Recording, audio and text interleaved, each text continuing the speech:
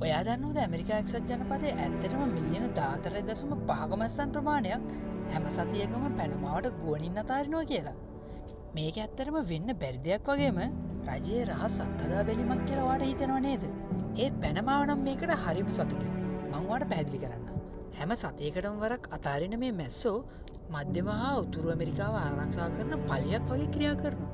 මේක කරන්නේ එක පරපෝෂිත සත්වයෙක් නවත්තන්න. ඒ තමයි ස්ක්‍රූවෝම් කියන සත්වයා. ස්ක්‍රූවෝම් සතුන් සාමාන්‍ය මැස්සන් විතරක්ම නෙමෙයි. ඔවුන් මස් කන ජීවීන් පිරිසක්. ගෑනු ස්ක්‍රූවෝම් සතුන් විසින් සත්වයින්ගේ විවෘත තුවාලවල ඉඳන් බිත්තර 100 ගාණක් දානවා. මේ බිත්තර පැටව වුණාට පස්සේ ඔවුනුත් ඒ සත්වයාගේම මස් අනුභව කරන්න පටන් ගන්නවා.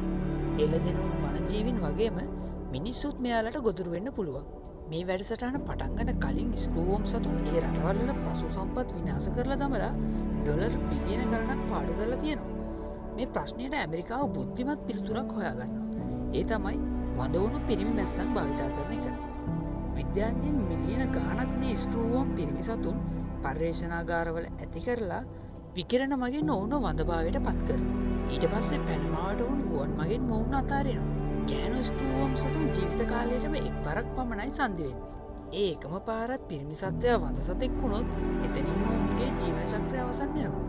පැටව නැහැ කියන්නේ අලුත් ස්ක්‍රූවෝම් සතුනුත් නැහැ කියන එක.